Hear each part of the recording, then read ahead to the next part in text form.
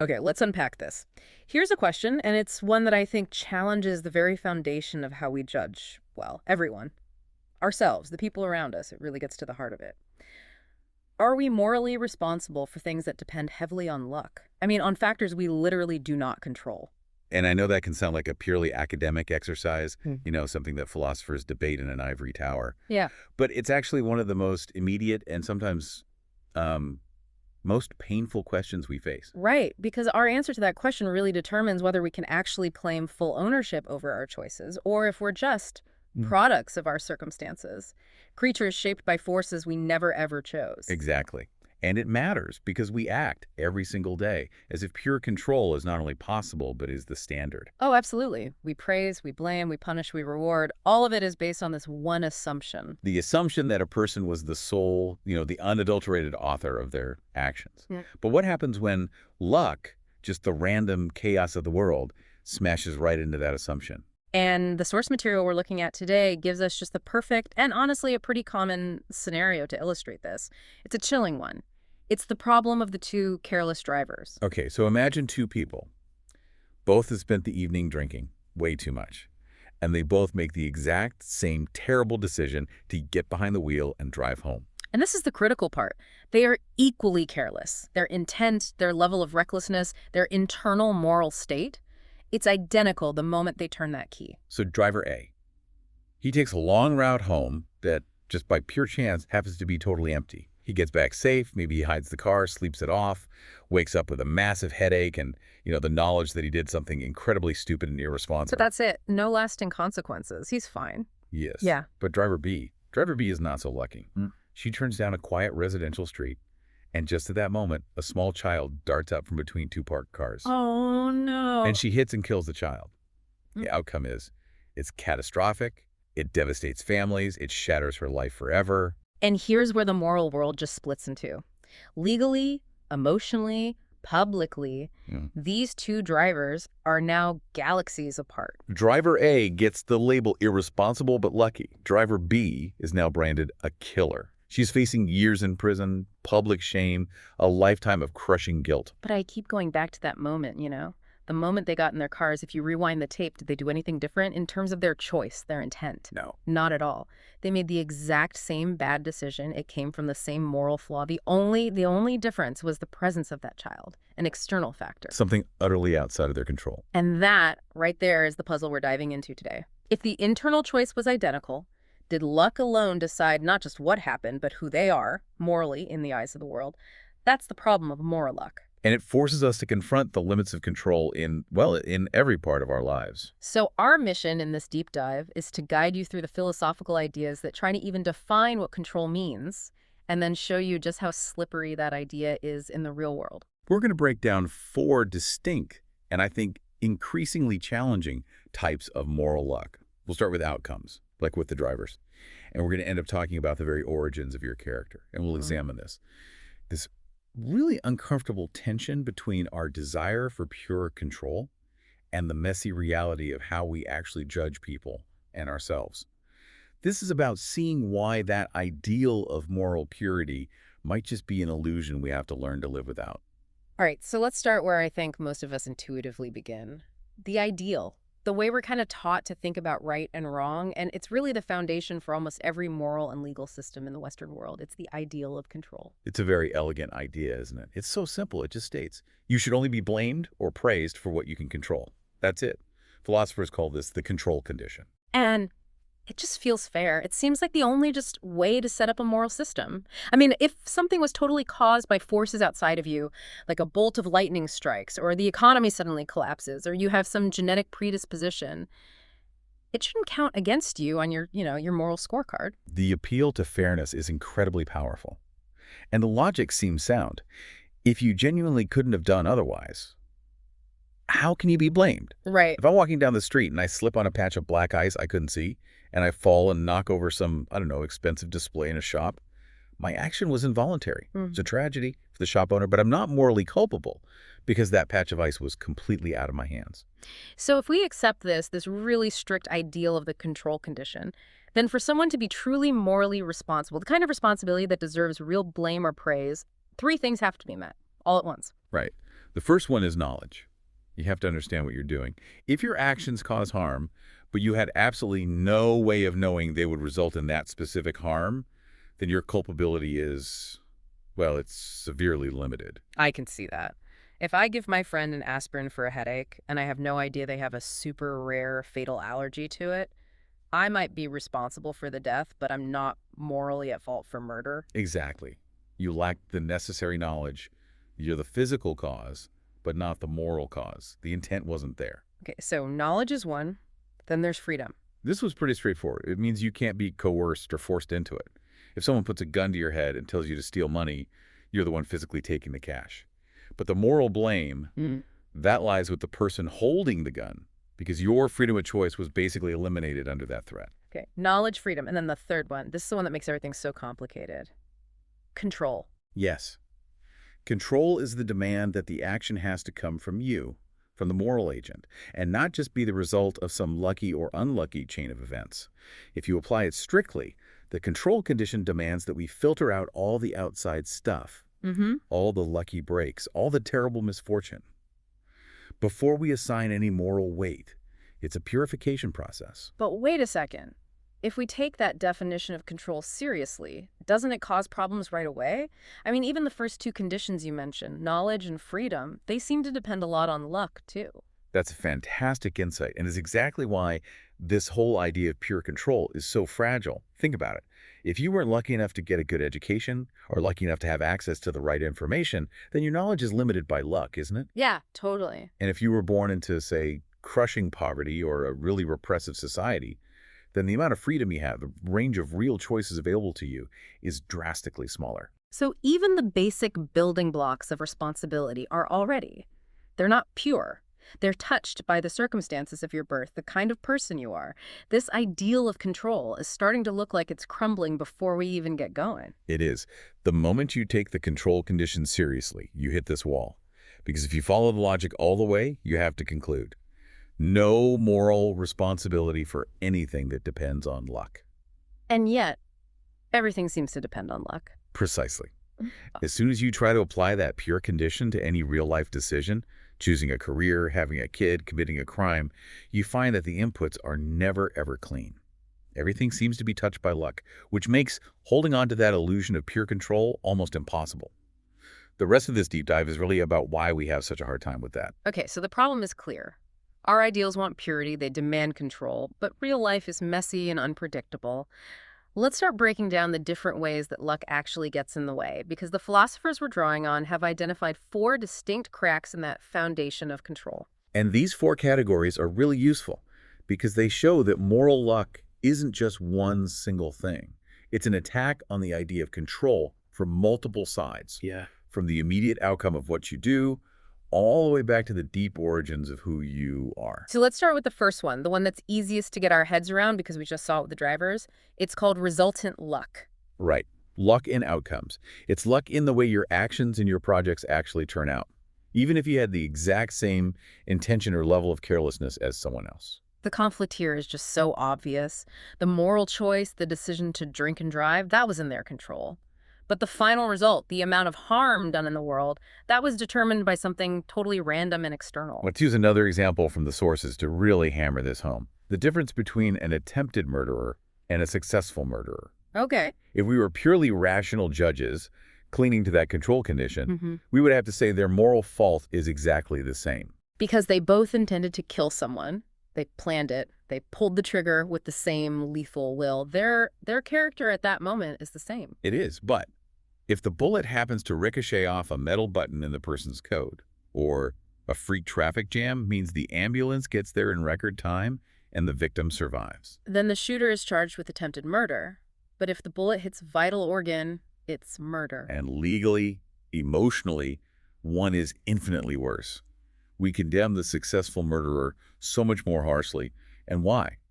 Because the outcome, which was determined by the angle of a bullet or the speed of paramedics, things outside the killer's control, has added this huge weight of moral blame to the action. So one person is blamed for the intent, but the other is blamed for the intent plus the actual physical consequence. Exactly. And we don't just see this with crime. You see it all the time in, say, business. Oh, that's a good one. Think of two entrepreneurs. They both launch identical, kind of risky new companies. Same talent, same resources, same dedication. Entrepreneur A, their market crashes 6 months later because of some unforeseen global event, a trade war, a pandemic, whatever. They fail. They're labeled as too risky or bad at reading the market. While entrepreneur B, who did the exact same thing, launches their company right before some unexpected boom in their industry. A lucky policy change, a new cultural trend. They succeed, and they're called visionaries. Geniuses. Their decisions, their diligence, all the internal stuff was identical. Resultant luck alone decided whether they're a genius or a fool. And the question is, should that market crash, which was pure luck, determine their moral status as a good or bad leader? And the really uncomfortable truth here, which the sources point out, is that we do judge the outcome. We act like resultant luck matters. Our feelings, our admiration or our blame, they get activated by the physical damage or the success in the world, not just the abstract purity of the intention. It's so much easier for us to forgive a theoretical wrong, the drunk driver who could have killed someone, than it is to forgive an actual catastrophe, the drunk driver who did kill someone. Mm. We're just wired to respond to tangible harm. Okay, so that's resultant luck. Moving beyond the immediate outcome, we get to something called circumstantial luck. This is the luck of the situations you happen to face in your life. It shapes the moral record you build up just because of where and when you were born. This is often the most humbling one to think about. It really shows that so much of our moral identity is just positional. It depends on where we stand. The classic example from the philosophy is really stark. Compare two people. They're equally kind, temperate, cautious. One of them lives in peaceful, stable times, let's say a quiet, prosperous city in the early 21st century. They are never really tested. They look morally clean because they never had the chance to do something truly awful or truly heroic. But the other person, with the same base character, grows up under a brutal dictatorship in the 1940s, or during a civil war today. They face these constant, impossible choices. Do you betray a neighbor to save your own child from starving? Do you join the resistance and risk the torture of your entire family? Do you just comply with the evil regime to survive? And that person, under the dictatorship, might do things that look morally compromised to us from our safe vantage point. They might cooperate or even report on people just to keep their family alive. Meanwhile, the person in the peaceful city, who never faced that kind of pressure, looks totally virtuous by comparison. And the devastating insight here is that a huge part of what we think of as our moral identity, our own goodness, our idea that I would never do that, is simply a reflection of the situations we were lucky enough not to be in. I mean, right. If you've never been poor enough or desperate enough or oppressed enough, you just don't know what you would do. The person in the peaceful city might have betrayed their friend too if their child's life was on the line, but they never had the chance to find out. So circumstantial luck forces us to ask this really hard question. Are we actually more moral? Or are we just more fortunate that the universe shielded us from those horrible character-defining choices? And this isn't just about extreme situations like war, it's everyday morality too. Imagine two college students. One comes from a stable, wealthy family, emotional support, no debt. The other is working 3 jobs, has crippling debt, and is caring for a sick parent. The second student, who is just desperate for money, might compromise their ethics. Maybe they cheat on an exam to keep a scholarship. The first student, never having faced that kind of financial pressure, stays ethically clean. We judge the struggling student as morally weaker, but their failure was so tied up in their unlucky circumstances. So the bad things we didn't do, a lot of the time that just means we didn't have the opportunity. This shows that morality isn't just something inside of us, it's deeply, deeply contextual. All right, now we have to take the problem inward. We've looked at outcomes and situations. Now let's look at constitutive luck. This is the luck in the kind of person you are. Your character, your temperament, your natural impulses, your talents, all the stuff that defines your capacity to act well or poorly. Here's where it gets really interesting, because this is what we judge all the time. We think of character as the core of who someone is. And this type of luck is so foundational because it influences every single choice you make after you're born. We're talking about, inherent differences. Some people have higher resilience. Some have a natural capacity for patience. Others are prone to quick anger or anxiety or have trouble delaying gratification. You see it all the time. Some people just seem to be born calmer. They handle stress better.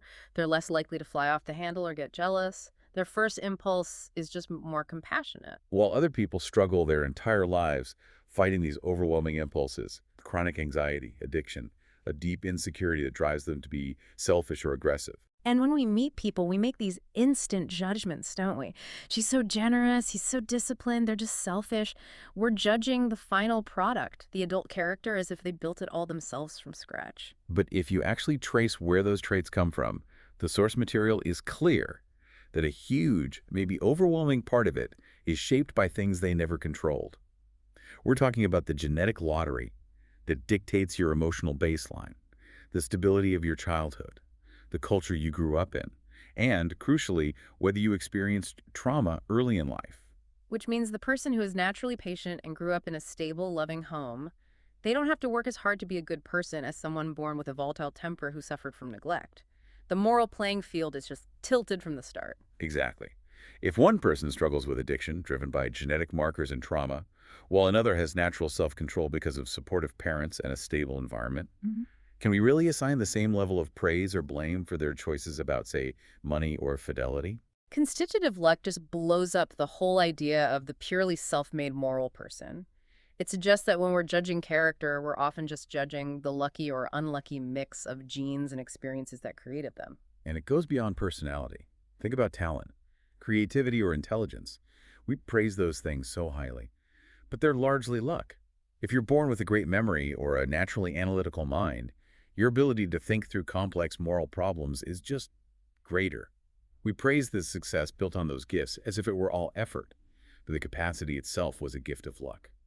Okay, so if constitutive luck makes us look at where our character comes from, the last one, causal luck, is, well, it's the philosophical explosion that makes us look at the origin of everything. This is the deepest and maybe the most frightening kind of luck. It basically says every decision you make is just the end result of a long deterministic chain of causes that goes back forever. This is where we get past temperament and circumstance and into just radical contingency. Causal luck says nothing happens in a vacuum. Your current self, the person listening to this right now, is the inevitable result of a huge, complex chain of events that came before, none of which you started. Let's try to ground that. You didn't choose to be born in this century. You didn't choose your family, their emotional maturity, or the specific things that happened in your childhood that shaped your adult anxieties. Think of it like a psychological butterfly effect. A small, unmet need when you were 5 years old. A need for security or attention. That's not just a minor event.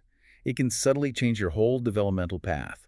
It can create a pattern of self-sabotage or people-pleasing or addiction that shows up 30 years later. And you didn't choose that unmet need.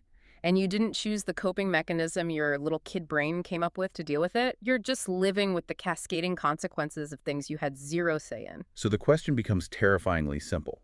If you follow that chain of cause and effect far enough back, what choice, what action, what part of your character can you truly say is uncaused? If every single factor that led to your decision today was itself the result of prior factors outside your control, then where did you, the pure independent moral agent, ever step into the picture? The puzzle just explodes at that point. If luck touches everything, if we're all just nodes in this huge historical network of cause and effect, what is left that you can genuinely say you control? The implication of causal luck is that the whole concept of a pure, uncaused choice, which is what you need for pure moral responsibility, it just vanishes. We're left with the possibility that our lives are just a sequence of inevitable events, which makes assigning pure, absolute praise or blame, well, it makes it deeply, deeply questionable. So let's take a breath and look at the philosophical mess we've made here. We've got this massive paradox. On one side, there's our deep belief. Morality has to be fair, and fairness means you don't get judged for what you can't control. That's the bedrock of justice. And on the other side, we have this overwhelming evidence from the 4 types of luck. Resultant luck messes with outcomes. Circumstantial luck picks our moral tests. Constitutive luck builds our character. And causal luck, well, it potentially contaminates the entire chain of being. Luck isn't a small ingredient. It's the air we breathe. It's the environment where morality happens. And yet we have to judge people. We just do. We judge the driver who killed the child way more harshly than the one who got home safe. We call people good or bad based on the character they were handed. We hold them responsible for actions that were deeply shaped by their circumstances. It's an unsustainable tension. It's a genuine logical contradiction. And something has to give. Either we admit that most of our everyday moral judgments are fundamentally unfair because they're based on luck, or we have to accept that moral luck is real, which means we are sometimes responsible for things that are mostly beyond our control. Both of those options feel really uncomfortable. They force us to give up either our sense of fairness or our sense of certainty. So let's look at how philosophers try to get out of this mess, starting with the attempt to save the ideal of control. Right. So response number one is to deny moral luck. This is the purification model. It argues that moral luck is just an illusion, and we have to be ruthless about filtering it out of our moral thinking. We have to cling to the control condition no matter what. We must judge only the things that are truly controlled, the intention, the level of care, the conscious choice. So, if we go back to our drunk drivers, this response demands a huge act of intellectual discipline. We have to judge both drivers identically for the choice to drive drunk. Morally speaking, their fault is the same. Exactly. The difference in their punishment, according to this view, has to be for non-moral, purely practical reasons. We put the fatal driver in prison not because they are more morally bad, but because society needs to protect itself, needs to offer some kind of retribution to the victim's family, and needs to deter others. The legal punishment is about social utility, not about their moral soul. Okay, so the legal system can still punish based on the outcome because consequences matter for keeping society stable, but the deep down moral blame has to stay focused only on the controllable part, the intention. It's an admirable attempt to keep morality rational and fair. It tries to purify responsibility by only looking at the internal state of the person, and it dismisses bad outcomes as just tragic, not morally relevant. But the sources we're looking at are very clear about why this response ultimately fails. It fails the human test. It's just incredibly difficult for us as human beings to actually do this in real life. We aren't purely rational judges. We're emotional beings. We simply do not react to the attempted murderer the same way we react to the successful one, even if our intellect tells us their intent was the same. Our emotional reaction, that feeling of revulsion, deep blame, visceral anger, it's just fundamentally tied to the actual damage done in the world. That emotional part is hardwired. When a life is lost, the feeling of moral horror is just. It's 1,000 times greater than the intellectual worry about a potential risk. Our emotions keep pulling luck right back into the equation, and it sabotages any attempt to keep things pure. And beyond that, denying circumstantial and constitutive luck forces us to ignore the vast differences in people's moral struggles. We'd have to judge the person born with a volatile temper as morally equal to the person born with innate calm if their choices were similar. Yeah. And it feels intellectually pure but fundamentally unfair because it ignores the reality of their different capacities. Okay, so if denying moral luck doesn't really work for us as humans, what's the other option? The other move, and maybe the more emotionally honest one, is to just accept it. To accept that luck is part of what we're responsible for. We live in a messy world, and so our morality is messy too. We can't purify it without making it irrelevant. So this strategy just admits that responsibility is never pure. It's always tangled up with things we don't control. Our situation, our character, random outcomes. Right. And if we accept this entanglement, it doesn't mean we just throw our hands up and stop talking about responsibility. We can still say, you chose to do that, Right. or that reflects your character. But we do it with this profound, constant asterisk next to it. The asterisk says that the choice and the character were themselves shaped by a whole constellation of lucky and unlucky forces. And what does that acceptance actually give us? What's the result of thinking that way? The crucial result, the philosophical payoff, is a specific and powerful attitude, radical humility. If my own virtue, my patience, my success, my ability to avoid terrible mistakes is partly a gift of my lucky circumstances and my fortunate character, then I have way less reason to be self-righteous when I succeed. And on the flip side, it should make us a lot less cruel when we blame other people. If we truly get how powerful circumstantial and constitutive luck are, we can genuinely think to ourselves, you know what? If I had faced those exact same pressures, that same childhood, that same biology, I might have done exactly what they did. Now, this view isn't a get-out-of-jail-free card for everyone. It doesn't excuse everything. We still hold people accountable. But it demands that we make our judgments with this deep awareness of how fragile our own goodness really is. It moves the focus away from self-congratulation and righteous anger and toward understanding the human struggle. It forces us to give up the myth of the self-made moral hero. So if we actually commit to this idea that luck is everywhere, in our genes, our families, the random outcomes of our actions, what does that actually change about how we approach praise and blame in our daily lives? This is the practical part. It changes the focus and the intensity of our moral reactions. When we start looking through the lens of moral luck, we move away from simple condemnation and toward a more constructive idea of accountability for both ourselves and for other people. Let's talk about blame first. Okay.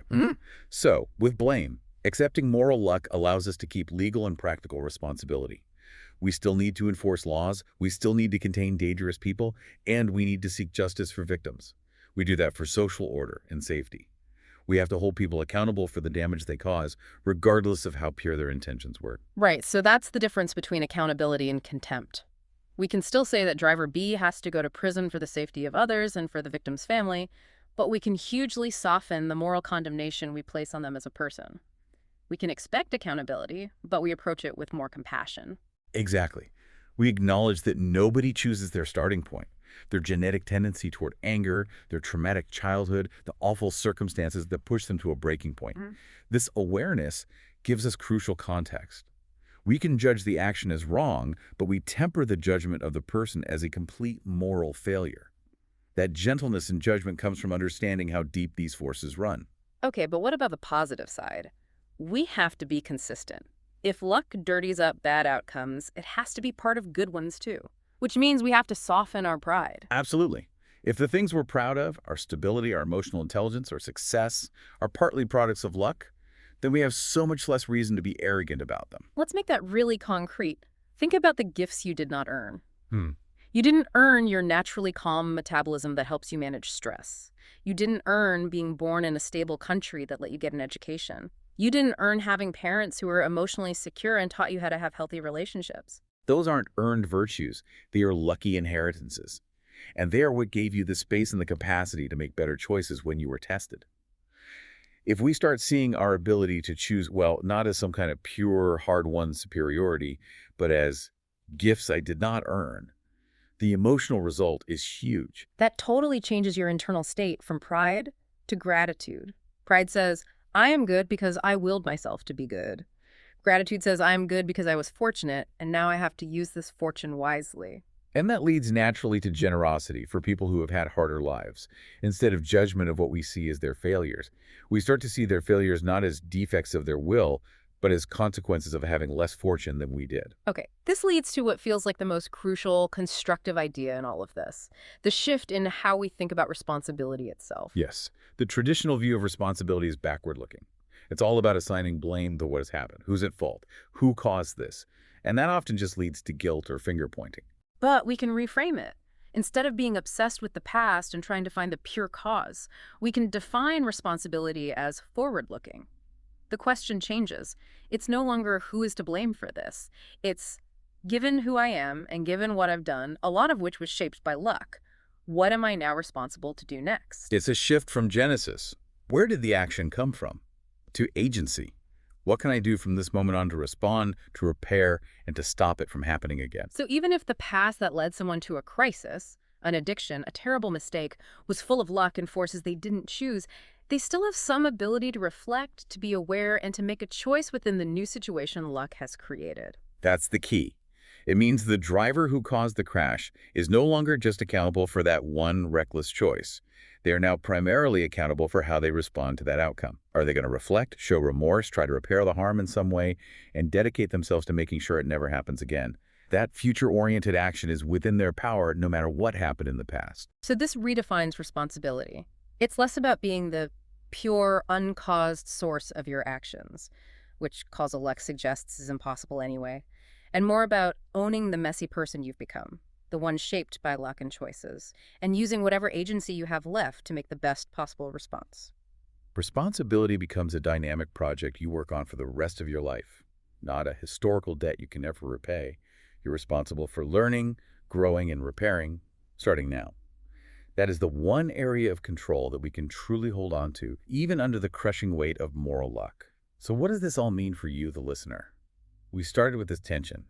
It feels wrong to blame people for what they can't control, but our whole moral lives are soaked in luck, outcomes, situations, character, history. And we've seen the struggle to fix that. We can try to deny moral luck to get this kind of intellectual purity by judging only intentions, but that path just feels psychologically empty. It disconnects us from the real-world impact of actions. Or we can accept moral luck. And that means admitting that responsibility is always tangled up with forces beyond our control. But that acceptance gives us these huge benefits: radical humility and real compassion. And then there's the most constructive path, That shift in perspective. We stop obsessing over who's to blame for the past, and we focus responsibility on our ability to respond, to repair, and to grow right now using the agency we still have. The conclusion here is complex. It requires a certain moral maturity. We have to admit that we aren't self-made. Our character is a patchwork of things we inherited and lucky breaks we got. But at the same time, we're not nothing but luck. We still have the capacity to reflect and choose within the tight limits that luck has given us. So moral maturity means holding two really challenging truths in your head at the same time. I am accountable for my actions and their consequences, and so much of what allowed or pushed me into those actions was never under my control. And that double awareness, being serious about accountability while staying gentle and compassionate in how we judge ourselves and others, that feels like the highest goal of an ethical life. If you walk away with one thought, let it be this. If your own moral excellence, your patience, your stability, your success is partly a product of gifts you did not earn, then your moral obligation changes. You stop asking, why are they trying harder? And you start asking, what responsibility do I have to improve the circumstances for people who are less lucky? Ask yourself, how does acknowledging my own good fortune change how I use my power and how I judge those who are dealt a harder hand in the great random lottery of circumstance and character? That's where the real deep dive truly begins.